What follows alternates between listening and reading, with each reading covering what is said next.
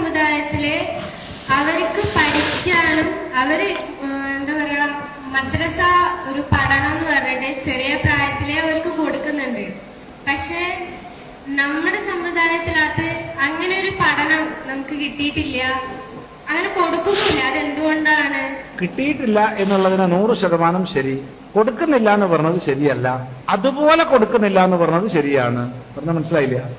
അതുപോലെ കൊടുക്കുന്നില്ല, പോയിട്ടില്ലെങ്കിൽ ഇതിനെ ശരിയാക്കും, നിർബന്ധമായി പോയിരിക്കണം, നിർബന്ധമായി പഠിക്കണം. അങ്ങനെ പ്രിയപ്പെട്ട പൊന്നുമോളെ, നല്ലൊരു ചോദ്യമാണ് എൻ്റെ പ്രിയപ്പെട്ട മോള് ചോദിച്ചത്. കാലം തേടുന്നൊരു ചോദ്യം. അതിന് വളരെ സരളവും ലളിതമായ ഉത്തരം പറയേണ്ടതിന് പകരം പല സന്യാസിവര്യന്മാരും ചെയ്യുന്ന അതേ പണി തന്നെയാണ് നമ്മുടെ ഈ പ്രിയപ്പെട്ട സന്യാസി ചെയ്തത്. നമുക്കതിലൊന്നും സങ്കടമില്ല.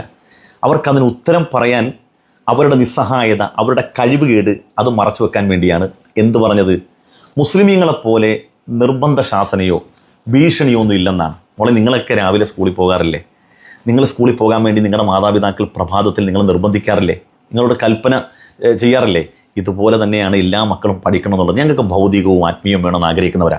അതൊക്കെ അങ്ങോട്ട് പോട്ടെ. മോക്ക് വിശദമായി ഇതിൻ്റെ ഉത്തരം ഞാൻ പറഞ്ഞുതരാം. അതിന് മുമ്പ് എൻ്റെ പ്രിയപ്പെട്ട പൊന്നുമോള് ഈ വീഡിയോ ഒന്ന് കണ്ടു നോക്ക്. നല്ല രസമാണ്, കണ്ടു. പള്ളിയിൽ മൂലയിൽ തേങ്ങിക്കരയും ഈന്തപ്പനയിൽ അങ്ങിറങ്ങി വന്ന് തേങ്ങല് മാറ്റിയതോർത്തുകരയും പാപി ഞാനാണി. കല്ലിനും മണ്ണിനും ഭാഗ്യമുണ്ടെങ്കിൽ ആടിനും മാടിനും കനിവുണ്ടായെങ്കിൽ കല്ലിനും മണ്ണിനും ഭാഗ്യമുണ്ടെങ്കിൽ ആടിനും മാടിനും കനി. പ്രിയപ്പെട്ട പൊന്നുമോളെ, പ്രിയപ്പെട്ടവരെ, നിങ്ങൾ ഈ കണ്ട നയനമനോഹരമായ വീഡിയോ ഉണ്ടല്ലോ, ഈ വീഡിയോയിൽ ഈ ചെറിയ കുട്ടിയെ, ഈ തൊപ്പി ധരിച്ച പൊന്നുമോനെ അവരെ രക്ഷകർത്താക്കൾ, അവരെ കുടുംബക്കാരെല്ലാം കൂടെ ചേർന്നിട്ട് ആദരിക്കുന്നു, സന്തോഷിപ്പിക്കുന്നു, ബഹുമാനിക്കുന്നു. അതിൻ്റെ കാരണം മറ്റൊന്നുമല്ല, വിശുദ്ധമായ ഖുർആൻ, അതിലെ 114 അധ്യായങ്ങൾ, 6000 ചില്ലുവാനും വരുന്ന വചനങ്ങൾ ഈ കുട്ടി ഹൃദ്യസ്ഥമാക്കി. ആ ഹൃദ്യസ്ഥമാക്കി നിങ്ങൾ ഹാഫിള് ആവുക എന്ന് പറയുക. ഈ മനപ്പാടമാക്കി അതിൻ്റെ സർട്ടിഫിക്കറ്റും വാങ്ങി വരുമ്പോൾ അവനെ ഒന്ന് സ്വീകരിക്കുകയും സന്തോഷിപ്പിക്കുകയൊക്കെ ചെയ്യുന്ന ആ അനർഘ നിമിഷമാണ് നിങ്ങളൊക്കെ ഈ കണ്ടത്. ഇനി ഞാൻ പറയാം. നോക്കൂ മക്കളെ, ഇന്ത്യയിൽ മുസ്ലിം സമൂഹം എത്ര ശതമാനമാണ്? 14% അല്ലേ? 73 അല്ലെങ്കിൽ 83 കേൾക്കാം, 73 വെക്കാം. 73% തന്നെ വെച്ചോ. ഹൈന്ദവ സഹോദരങ്ങളുണ്ട്. എത്ര പേർക്ക് രാമായണവും മഹാഭാരതവും ഒക്കെ ഹൃദ്യസ്ഥമുള്ള എത്ര പേരുണ്ട്? പോട്ടെ, അതിനെക്കുറിച്ച് സമഗ്രമായി അറിയുന്ന എത്ര പേരുണ്ട്? ഏറ്റവും കുറഞ്ഞ് 14% മുസ്ലിങ്ങളുടെ വീട്ടിൽ ഒട്ടുമിക്കവരുടെ വീട്ടിൽ വിശുദ്ധമായ ഖുർആൻ ഉണ്ടാകും. ഖുർആനിലെ എന്തെങ്കിലും ഒരു വചനം അറിയാത്ത ആരും ഉണ്ടാവില്ല. എന്നാൽ 73 അല്ലെങ്കിൽ 83% ഹൈന്ദവ സഹോദരങ്ങളുള്ള ഇത് എൻ്റെ കയ്യിൽ നോക്കൂ. 14% ആ വിഭാഗത്തിൽപ്പെട്ട എൻ്റെ കയ്യിൽ രാമായണമുണ്ട്. ഈ 83% സഹോദരങ്ങളുടെ വീട്ടിൽ, എല്ലാവരുടെ വീട്ടിലും ഈ രാമായണം ഉണ്ടോ? എന്തുകൊണ്ടാണ് ഇത് പഠിപ്പിക്കപ്പെടാതിരുന്നത്? എന്തുകൊണ്ടാണ് നിങ്ങൾക്കൊക്കെ വേണ്ട രൂപത്തിൽ വിദ്യാഭ്യാസം ലഭിക്കാതിരുന്നത്?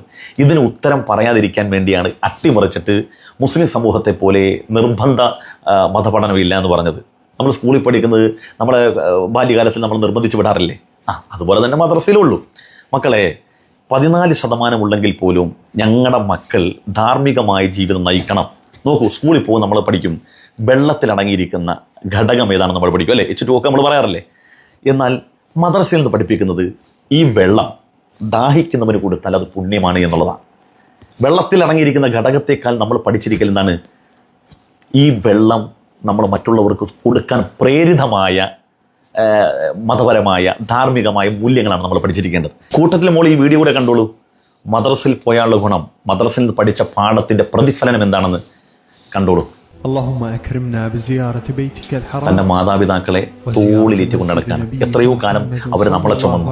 അവർക്ക് വാർദ്ധക്യം എത്തിയപ്പോൾ സ്വന്തം മകൻ അവരെ രണ്ടുപേരെയും തോളിലേറ്റി അവർക്ക് ഏറ്റവും ഇഷ്ടപ്പെട്ട പ്രിയപ്പെട്ട മക്കയിൽ അവരെ ആരാധന നിർവഹിക്കാൻ വേണ്ടി മാതാപിതാക്കളെ മകൻ കൊണ്ടുപോവാണ്.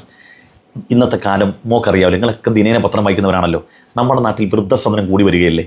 വാർദ്ധക്യമെത്തിയ മാതാപിതാക്കളെ ഉപേക്ഷിച്ച് പോകുന്ന എത്രയോ മക്കൾ.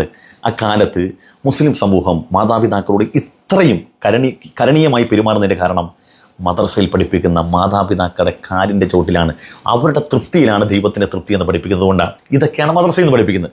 ഇനി എൻ്റെ പൊന്നു മോളെന്ന് മനസ്സിലാക്കേണ്ട മറ്റൊരു കാര്യം പറഞ്ഞുതരാം. മുസ്ലിം സമൂഹത്തെക്കാൾ അല്ലെങ്കിൽ മത അധ്യാപകരെക്കാൾ ഏറ്റവും കൂടുതലുള്ളത് സന്യാസി പര്യന്മാരാണല്ലോ. ഇപ്പോൾ കുംഭമേളയൊക്കെ നടക്കുമ്പോൾ ലക്ഷക്കണക്കിന് ആളുകളല്ലേ ഉള്ളത്.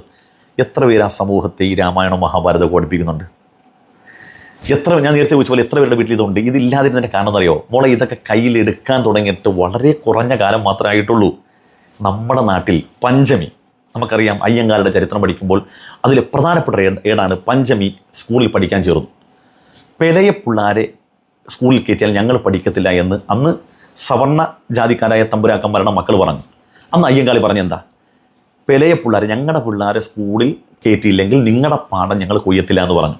2 വർഷത്തോളമാണ് കേരളത്തിലെ കൃഷിഭൂമി തരിശ് കിടന്നതെന്നാണ് ചരിത്രം പറയുന്നത്. അവരെ സ്കൂളിൽ കയറ്റാറില്ല. അതുപോലെ തന്നെ ഇത്തരം ഗ്രന്ഥങ്ങളെടുത്ത് പാരായണം ചെയ്യാൻ കഴിയും. ഇതൊക്കെ ചരിത്രം, നമ്മൾ ഭൂതകാല ചരിത്രം മാത്രം വായിച്ചാൽ മതി. ഒന്നുമില്ലെങ്കിൽ 19-ാം നൂറ്റാണ്ടിലെ കേരള ചരിത്രം എന്ന പി ഭാസ്കരനുടെ പുസ്തകങ്ങളിൽ വായിച്ചാൽ മതി. ഇതൊക്കെ വളരെ അടുത്ത, അതുകൊണ്ട് തന്നെ അതിങ്ങനെ അനുസൂതം തുടർന്നു വന്നതുകൊണ്ട് തന്നെയാണ് ഇന്നും പലരുടെ വീട്ടിലും ഇതൊന്നും ഇല്ലാത്തത്. ഏതെങ്കിലുമൊക്കെ മാസം, പ്രത്യേകിച്ച് സവിശേഷമായ മാസം വരുമ്പോഴല്ലേ ഇതൊക്കെ പാരായണം ചെയ്യുന്നത്. എന്നാൽ ഞങ്ങൾ മുസ്ലിമീങ്ങൾ വിശുദ്ധമായ ഖുർആൻ പാരായണം ചെയ്യാത്തൊരു വീടുണ്ടാവില്ല. വിശുദ്ധമായ ഖുർആൻ്റെ ഏതെങ്കിലും ഒരു വീട് അറിയാത്ത ഒരു മുസ്ലിം ഉണ്ടാകത്തില്ല. അപ്പോൾ ഞങ്ങൾ പണ്ട് മുതലേ ഇതൊക്കെ കയ്യിലെടുക്കാനും വായിക്കാനും ഒക്കെ ഈ 14% ഉണ്ടായിട്ടും എത്ര ലക്ഷം മനുഷ്യരാണ്, എത്ര ലക്ഷം കുട്ടികളാണ് ഞങ്ങളുടെയൊക്കെ കലാലയങ്ങളിൽ ഇത് പഠിക്കുന്നത്. ഇന്ത്യ ഭരിക്കുന്നവരാ? സാക്ഷാൽ നരേന്ദ്രമോദി അല്ലേ? നരേന്ദ്രമോദി ഹൈന്ദവ സഹോദരനാണല്ലോ, നമുക്ക് തർക്കമൊന്നുമില്ലല്ലോ. ഈ നരേന്ദ്രമോദി തന്നെ ഇടപെട്ടിട്ട് എത്ര വേദപാഠ വിദ്യാലയങ്ങൾ ഉണ്ടാക്കി, നിങ്ങൾ ചിന്തിച്ചു നോക്ക്. ഇപ്പം നല്ല അവസരമാണല്ലോ. ഇപ്പം എത്ര 10 വർഷം കഴിഞ്ഞില്ലേ ഇത് ഭരിക്കാൻ തുടങ്ങിയിട്ട്? ഇപ്പം നല്ല അവസരമല്ലേ? ഈ അവസരത്തിൽ ഇഷ്ടംപോലെ വേദപാഠശാലകൾ, കുട്ടികൾക്കൊക്കെ സമഗ്രമായി പഠിക്കാൻ വിശാലമായ കലാലയങ്ങൾ എത്ര എണ്ണം ഉണ്ടാക്കി. ഇനി ഉണ്ടാക്കിയാൽ തന്നെ എത്ര പേര് പഠിക്കാൻ പോകും? ഇനി പഠിക്കാൻ പോയ തയ്യാറായാൽ തന്നെ എത്ര പേര് അതിനകത്ത് കയറ്റു? ഈ സങ്കീർണതകളൊക്കെ ഇല്ലേ?